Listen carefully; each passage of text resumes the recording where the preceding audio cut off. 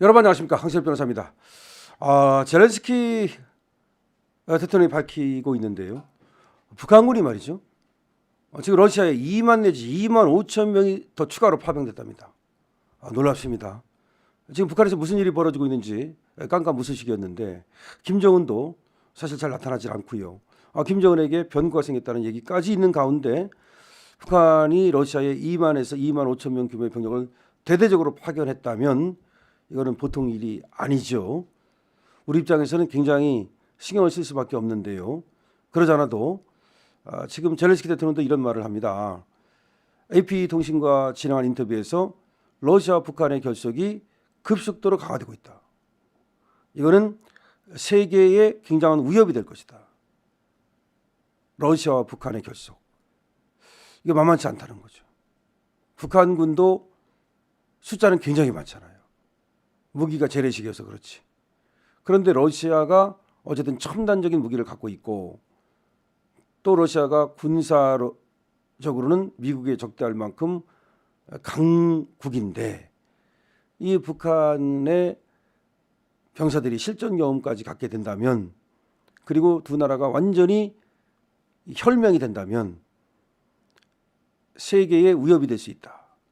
물론 이거는 이제 젤렌스키가 자기 나라의 위협이 되기 때문에 이거 우리만의 문제가 아니다. 이거 니들도 결국 문제가 될 수 있다라면서 좀 위협을 주는 측면이 있죠.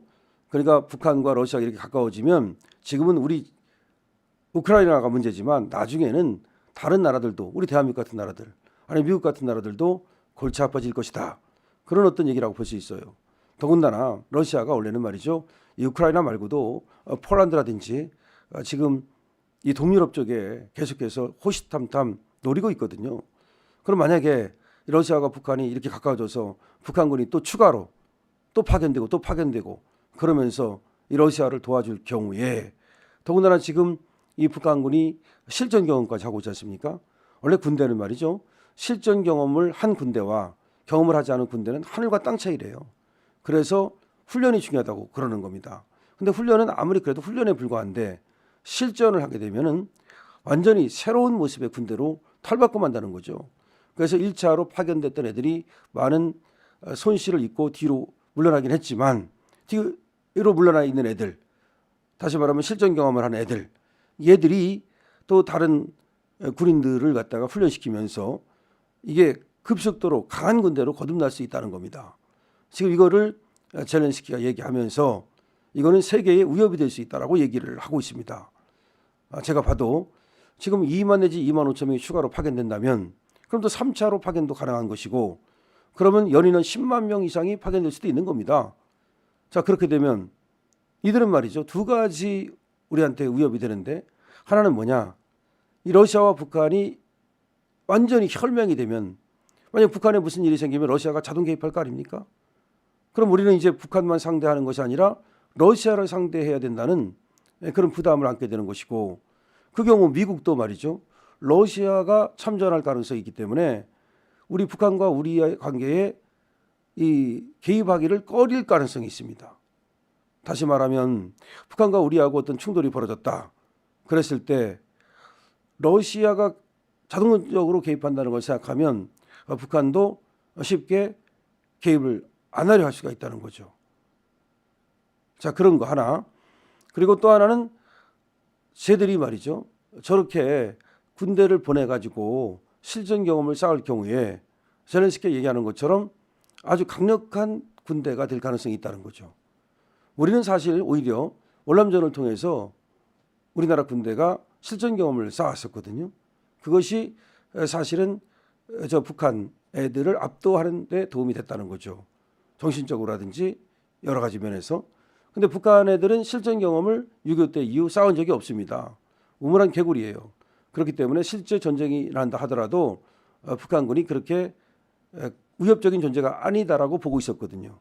근데 이번에 러시아에 파병됨으로써 현대 실전, 현대전의 실전을 쌓는다는 것이 상당히 이것이 위협이 될 수 있다는 겁니다.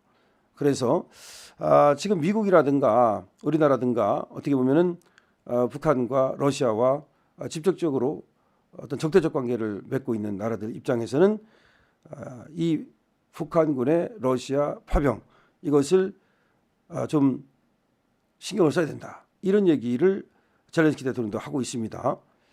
젤렌스키 대통령은 말이죠. 전쟁이 장기화하는 가운데 러시아가 이란, 북한과의 동맹을 공식화하는 양상을 보인다는 점을 주목해야 된다. 북한뿐만 아니라 이란과도 굉장히 지금 가까워지고 있습니다. 이란도 완전히 그 미국의 적대적인 국가 아닙니까? 그럼 러시아, 이란, 북한 뭐 이런 식으로 동맹이 맺어질 가능성이 있다는 거예요. 그럼 이란과 북한의 동맹도 가능하겠죠. 수십 년 만에 처음으로 러시아는 이란, 북한과의 동맹 관계를 공식적으로 보여주고 있다. 이전에도 기술과 무기 등을 주고받는 관계가 있었지만 그전에는 기술이나 무기를 주고받았을 뿐이지 적극적으로 서로 이렇게 동맹 관계는 아니었거든요. 이 세 나라는 핵 보유국이라는 점 외에도 매우 갈등지향적이고 평화를 지향하지 않는다. 이게 다 핵 보유국이라는 거 아닙니까? 물론 이란에 대해서는 미국이 핵 보유국이라는 것을 인정하지 않고 있어요. 하지만 트럼프가 북한의 핵 보유국을 인정해버렸잖아요. 이들은 사실상 미국에 대항하는 동맹을 결성했고 매우 위험한 동맹이다. 미국과 북한과 이란의 동맹이 매우 위험한 동맹이라는 거죠. 북한은 작년 11월 11,000명 정도의 규모의 병력을 러시아에 파병했다. 이들은 우크라이나군이 점령 중인 러시아 서부 크루스크 전선에 배치됐으나 상당한 피해를 입고 최근 후방으로 물러난 것으로 알려지고 있죠. 11,000명 정도를 이제 먼저 1차로 지금 파병을 했습니다. 그런데 북한군 사상자와 실종자가 무려 4,000명에 이른다는 보고가 나오고 있습니다. 그럼 이제 한 7,000명 정도는 살아남아서 뒤로 빠져 있는 거죠. 근데 죽은 사람들이야 그렇다고 하지만 이 7,000명 정도는 강력한 현대전의 경험을 갖고 있는 그런 군대가 됐다고도 볼 수 있다는 겁니다. 그런데 또 2만 내지 2만 5천 명이 다시 또 추가로 파병이 된다. 이것은 상당히 지금 세계의 위협적인 요소가 될 수 있다라는 얘기를 젤렌스키가 하고 있습니다. 물론 젤렌스키 입장에서는 말이죠. 이렇게 좀 또 위협이 될 수 있다고 얘기를 해야 그래야 미국도 또 여기 관심을 가질 것이고 또 세계가 관심을 가질 것이니까 좀 뻥튀겨서 과장을 해서 얘기를 하는 것일 수도 있겠죠. 하지만 어쨌든 이거는 제가 봐도 우리나라에도 직접적인 위협이 될 수 있기 때문에 북한군의 러시아 파병 이거에 대해서 좀 긴밀하게 이 사실관계를 파악을 해야 될 것이고요. 그것이 사실이라면 우리는 거기에 대해서 어떻게 대처해야 될지를 또 우리가 대책을 마련해야 될 겁니다.